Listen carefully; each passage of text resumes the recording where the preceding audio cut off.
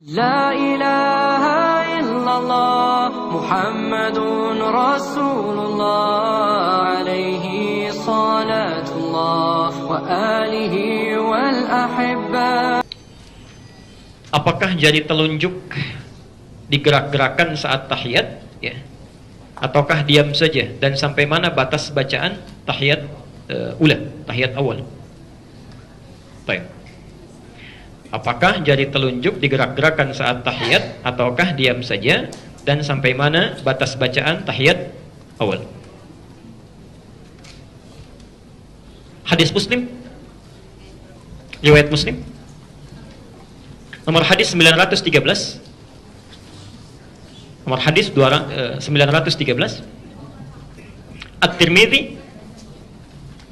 At-Tirmidzi, bukan Tirmidzi tapi At-Tirmidzi. Nomor hadis 296. Nomor hadis 296. Dari Abdullah bin Umar. Ya. Sudah? Pelan-pelan.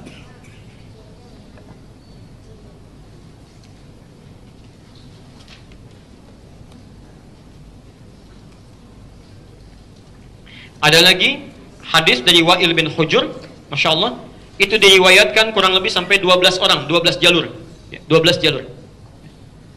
Ada 12 jalur. Kalau Anda ingin dapati 12 ini, ke-12-12-nya, itu penjelasannya sangat bagus, ya. Cari kitabnya Syekh Mustafa Al-Adawi, namanya Syarah Ilalul Hadith.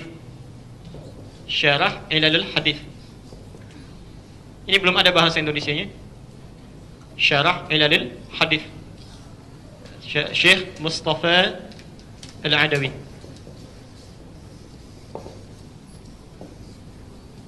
Halaman 178 sampai 180.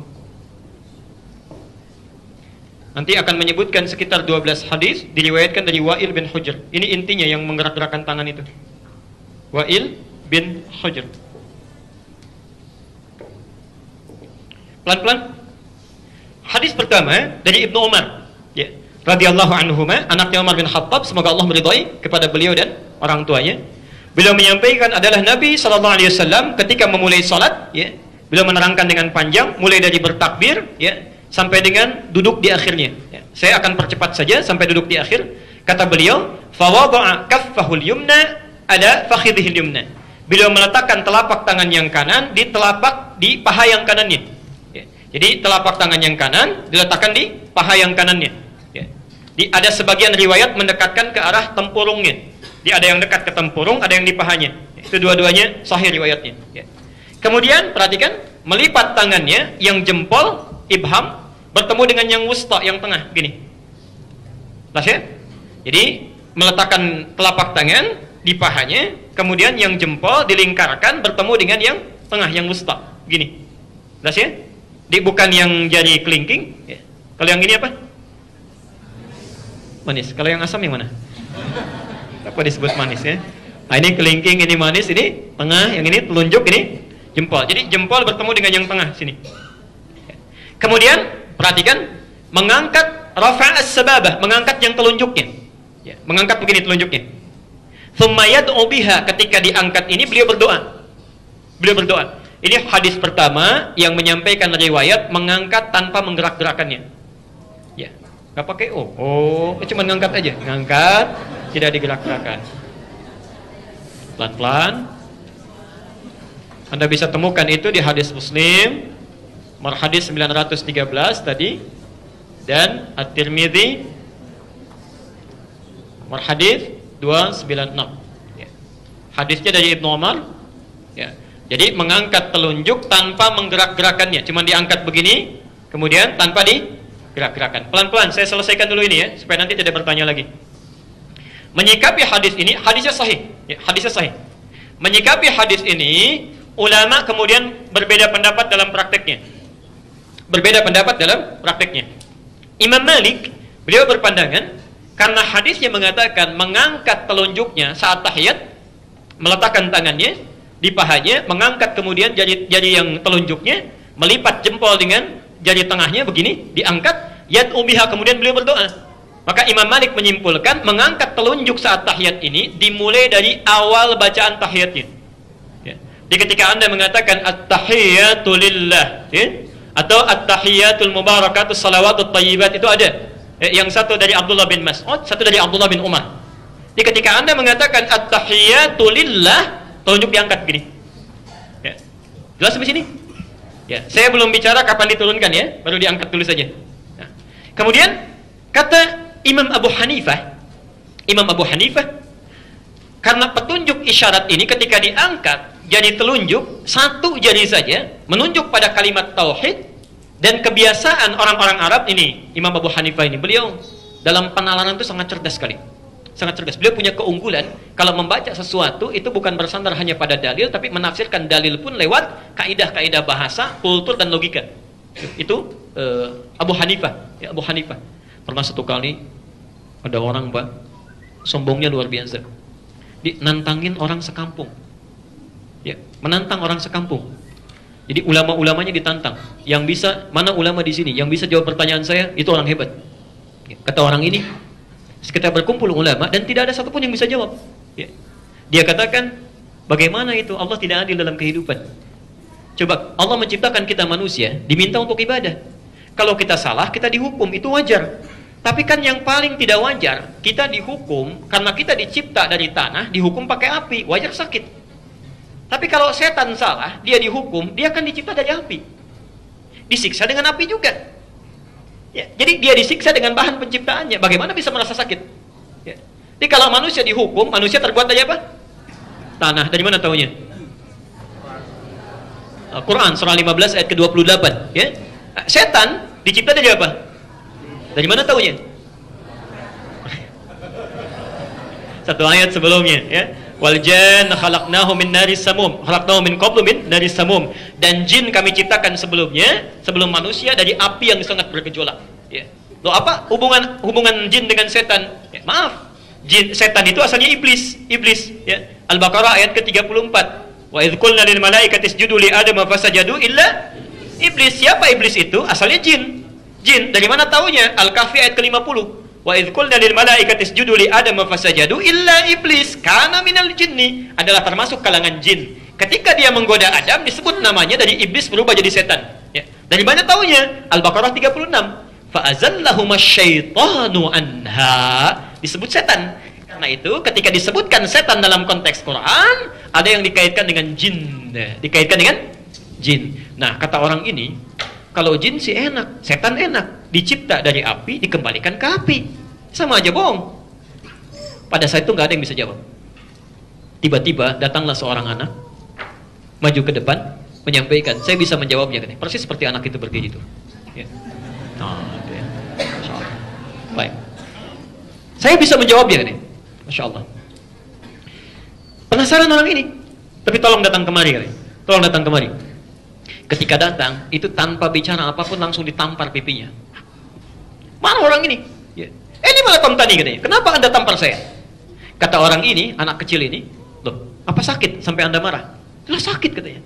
Ah, bagaimana Anda bisa merasakan sakit sementara pipi Anda dari kulit? Ya. Tangan saya pun dari kulit. Masa kulit dengan kulit terasa sakit? Maka diamlah orang itu, dibungkam dengan pernyataan anak kecil ini. Anak kecil inilah yang kemudian akan tumbuh, namanya Nu'man bin Bashir, bergelar Abu Hanifah. Abu Hanifah. Ya. Dan Abu Hanifah ini, mohon maaf Bapak Ibu sekalian, itu Masya Allah memiliki dua orang tua yang sangat soleh. Ya. Nanti di akhir, kalau masih ada waktu saya ceritakan. Dua orang soleh bertemu, melahirkan seorang anak yang sangat soleh juga. Ya. Nah, kata Imam Abu Hanifah, isyarat telunjuk saat diangkat ini sebagai isyarat penegasan akan keesaan Allah. Karena kebiasaan orang Arab kalau disebutkan Allah, Allah, Allah, itu suka mengangkat tangannya begini. Allah, Allah, Allah, mengangkat tangannya, terutama dalam syahadat. Ya, dalam syahadat. Karena itulah kata Abu Hanifah, ketika telunjuk ini diangkat, itu bukan dari awal pertamanya, tapi ketika mengucapkan asyhadu an la ilaha, diangkat begini. Ya. Dan ketika kalimat illallah sudah selesai, ditutup lagi. Selesai. Karena faidah mengangkat telunjuk ini hanya untuk mengikrarkan bahwa tiada Tuhan selain Allah, lalu ditutup. Pelan-pelan. Imam Ahmad bin Hanbal berpendapat, kata Imam Ahmad, mengangkat telunjuk ini itu dimulai bukan dari at-tahiyat, tapi dari mulai kalimat Asyhadu an la ilaha illallah. Saya ulang, bukan dari kalimat pertama begitu selesai kita bangkit dari sujud at-tahiyat tahiyatu lillah. Ini belum diangkat kata Imam Ahmad. Ya. Diangkatnya persis ketika mengucapkan asyhadu an la ilaha illallah, tapi tidak ditutup dulu.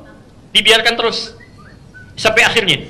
Kalau tahiyat yang pertama dibaca sampai dengan fil alamina innaka hamidum majid, kalau tahiyat yang terakhir dibaca tuntas sampai dengan salam. Jadi begitu assalamualaikum baru ditutup. Kata Imam Ahmad. Ya. Apa pandangan beliau? Ini bagus pandangannya, memadukan dalil-dalil yang ada. Kata Imam Ahmad, begitu tangan ini diangkat, kata Imam Ahmad, ya, itu menunjukkan kalimat syahadat, penunjuk itu, tapi di hadisnya kan disebutkan, dan Nabi berdoa dengan itu. Berdoa dengan itu. Jadi ketika diangkat, Nabi berdoa. Sedangkan lafaz doa itu dimulai setelah syahadat, bukan sebelum syahadat. Ya. Makanya ketika Anda berdoa, itu kan adabnya membaca salawat pada Nabi, kemudian berdoa kan? Maka orang-orang yang berdoa dalam tahiyatnya, bukankah dimulai setelah membacakan syahadat? Asyhadu an la ilaha illallah wa asyhadu anna Muhammadar Rasulullah. Kemudian setelah itu apa? Allahumma salli ala Muhammad wa ala ali Muhammad kama sallaita ala wa ala ali fil alamin innaka. Itu kan doa. Itu kan doa. Maka kata Imam Ahmad, ketika Anda mengangkatnya dalam tahiyat, diangkat begini, jangan dulu ditutup kecuali sampai selesai fil alamin innaka hamidum majid. Dan di tahiyat terakhir diangkat baru kemudian ditutup kembali saat akan salam. Saat akan salam. Imam Malik mengangkat dari awal tadi yang pertama sampai terakhir. Ya, sampai terakhir. Diangkat begini sampai salam baru kemudian ditutup. Jelas sampai sini? Di sini ada 3 pendapat yang utama, Imam Malik, Imam Abu Hanifah, terakhir Imam Ahmad. Tapi ketiganya belum mengomentari apakah digerakkan atau tidak. Digerakkan atau tidak. Baru kemudian ada hadis yang datang, Masya Allah, sampai 12 matan. 12 matan. 12 redaksi. Disampaikan oleh Syekh Muhammad Mustafa Al-Adawi dalam kitab Syarah Ilal Hadis, ya, halaman 178 sampai halaman 180. Semua 12 riwayat ini mengacu pada orang yang sama dari sini. Di kurang lebih ada 12 orang menerima riwayat dari Wa'il. Ya. Di antara riwayat ini ada yang bernama Ziyadah bin Qudamah. Ziyadah bin Qudamah. Riwayatnya sama seperti yang pertama dari Ibnu Umar, cuma ada tambahan, ya. Di mengangkat telunjuknya begini, kemudian membuat lingkaran antara yang jempol dengan yang tengah gini. Ditambah di akhirnya, thumma yuharnikuha, kemudian menggerak-gerakannya. Thumma yuharnikuha gini. Yuharnikuha. Pelan-pelan.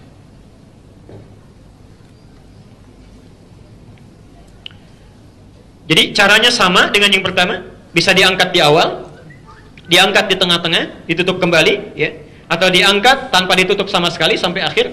Tapi yang ini hadis kedua itu ketika diangkat sambil menggerak-gerakkan. Jelas sampai sini? Pelan-pelan. Tsumma yuharrikuha, diangkat sambil menggerak-gerakkan. Jadi saya mau simpulkan dulu dengan pelan-pelan. Kalau ada orang mengangkat begini tanpa menggerakkan pun, karena hadisnya juga ada, kuat riwayatnya, maka itu sah, tidak ada masalah. Kalaupun ada yang mengangkat kemudian menggerak-gerakkan, menafsirkan di hadis ini, itu pun sah, tidak ada masalah. Jadi tidak perlu dipertentangkan. Jelas sampai sini? Nah, jadi jangan misalnya usil, ya. Wah, misalnya ada yang angkat gak menggerak-gerakkan, itu kurang soleh itu, ya kan? Jarinya jangan-jangan tidak bermasalah. Lu dibalas lagi nggak ada kerjaan, itu kena Parkinson barangkali tangannya gini-gini. Itu berbahaya. Tidak boleh sering mencela. Tidak bagus. Saya tidak pernah mengajarkan celaan. Ya, pelajari dalilnya, tandakan landasannya, tanyakan landasannya, baru amalkan. Ya. Tapi kalau Anda tanyakan mana di antara ini yang paling kuat, ya. Anda tanyakan pada kami mana di antara ini yang paling kuat, kita bisa bandingkan. Tapi perbandingan ini jangan sampai mengecilkan yang lainnya. Terus ya? Ulama hadis dalam hal ini memandang mengangkat tanpa menggerakkan itu lebih kuat dibandingkan mengangkat dengan menggerakkan.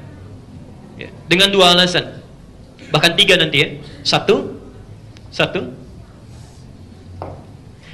hadis tentang menggerakkan diriwayatkan oleh Ziyadah bin Qudamah dari Wa'il bin Hujur. Ya. Dari 12 hadis itu cuma 1 orang yang menyebutkan menggerakkan tangannya. Sementara 11 orang lain yang meriwayatkan hadis yang sama itu mengatakan tidak ada tambahan di hadis itu menggunakan kata yuharrikuha. Tidak ada tambahan menggerak-gerakkan. Ada 12 orang meriwayatkan dari orang yang sama, 11 orang mengatakan nggak ada tambahan menggerak-gerakan. Yang satu mengatakan digerak-gerakan. Ya. Jadi kalau 11 berbanding dengan 1, kira-kira yang lebih kuat yang mana?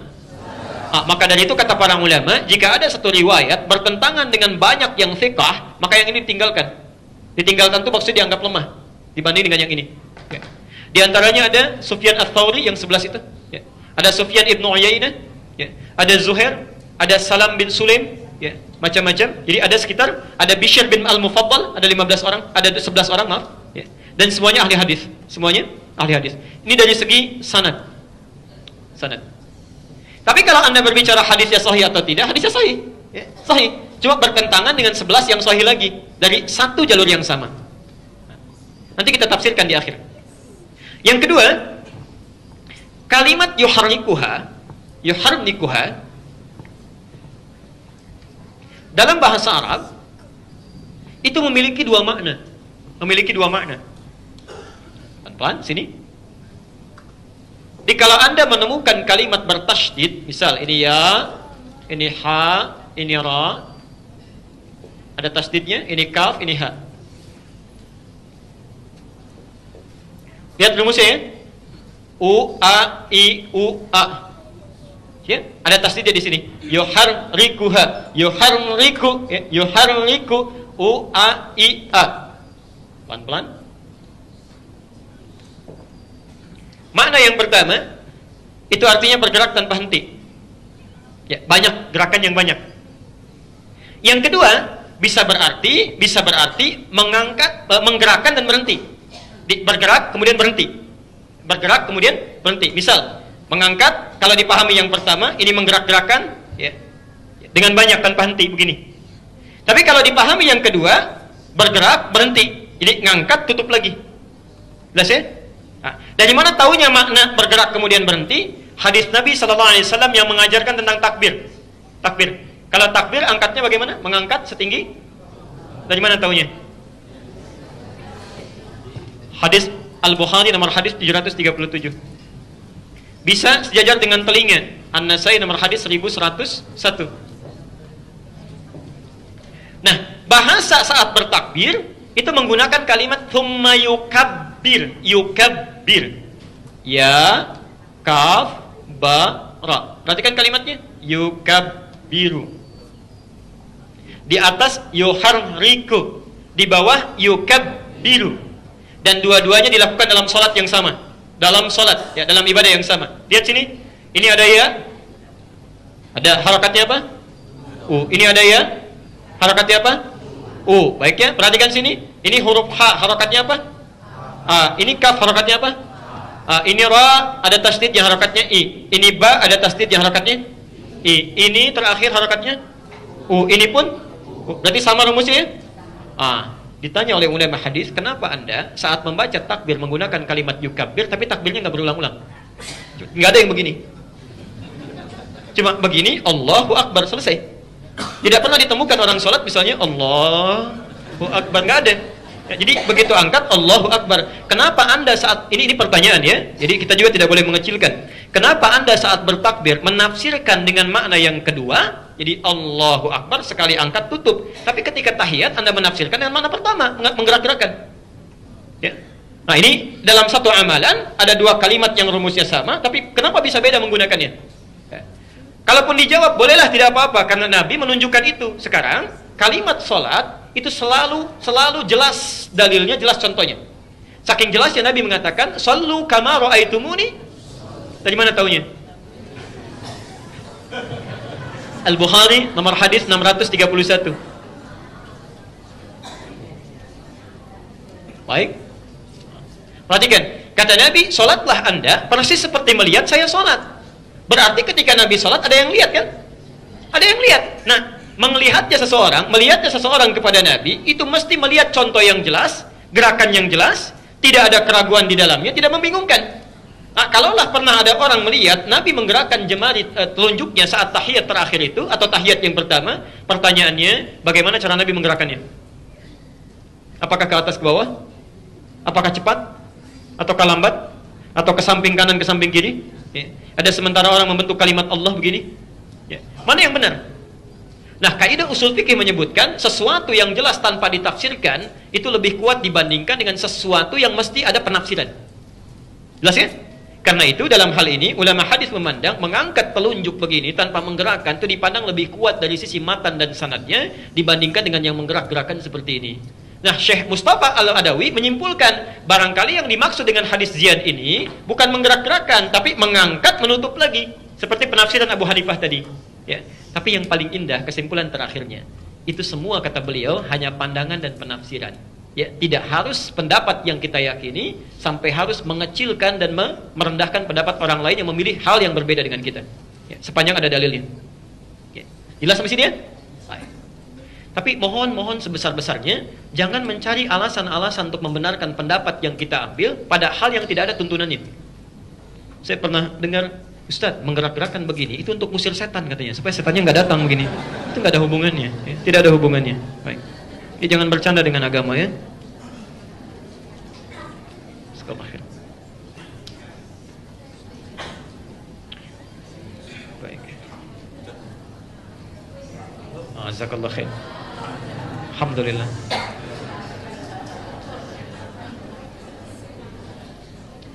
Hadis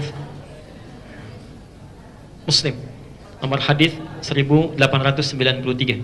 Man dalla ala khairin falahu ajruhu mithla ajri fa'ilihi min ghairi an yanqusa min ajrihi syai'. Siapa yang memfasilitasi satu kebaikan, melakukan kebaikan bahkan cuma nunjukkan saja, itu dapat pahala orang yang mengerjakannya tanpa dikurangi sedikit pun.